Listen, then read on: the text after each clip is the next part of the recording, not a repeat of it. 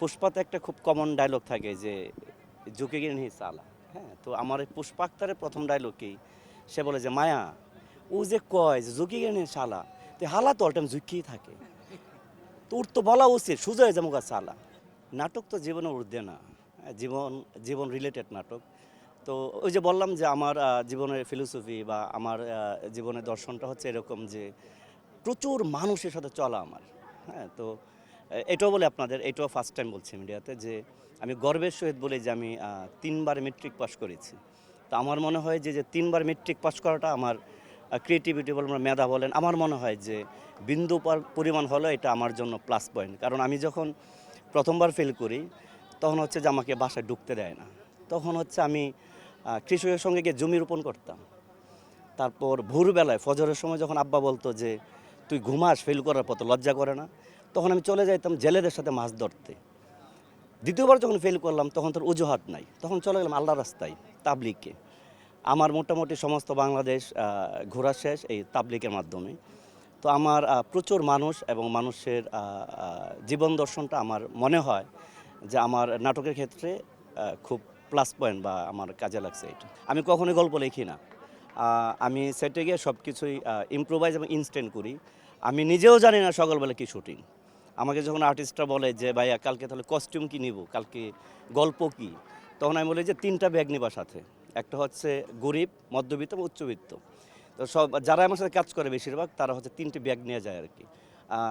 ওইখানে যাওয়ার পর হচ্ছে সিচুয়েশন বা বসার পর হচ্ছে গড গিফটেড। আমার মনে হয় আমার প্রায় 700+ নাটক অনির হচ্ছে। আমার কোনোটার গল্পে কখনো আমি স্ক্রিপ্টিং করে সেটা যাইনি। আমার মনে হয় যে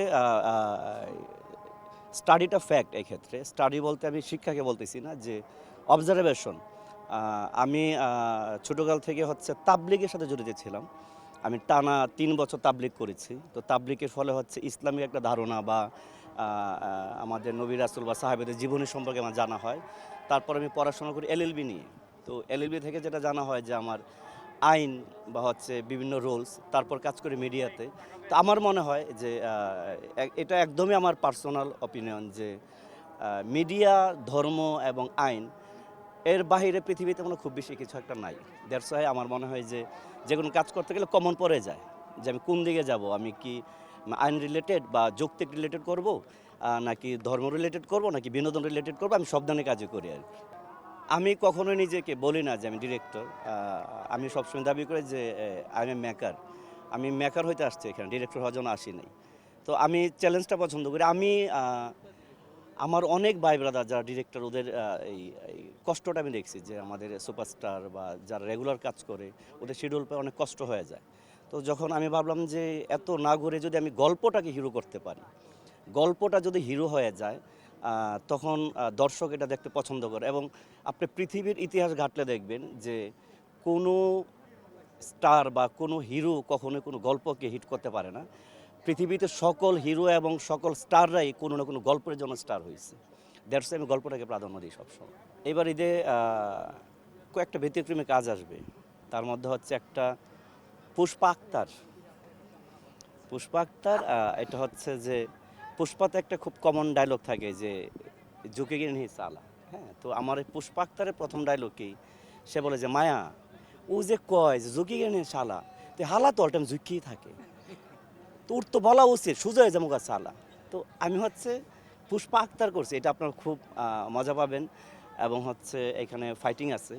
আমি যেহেতু নাটকের নির্মাতা, 9 ঘন্টা ফাইটিং শ্যুট করে 52 সেকেন্ড ফুটেজ পাইছি। আশা করি এটা ভালো লাগবে আপনাদের। তারপর আরেকটা আসবে হচ্ছে আপনার লেডি জমজ, স্টার টিভিতে আসবে।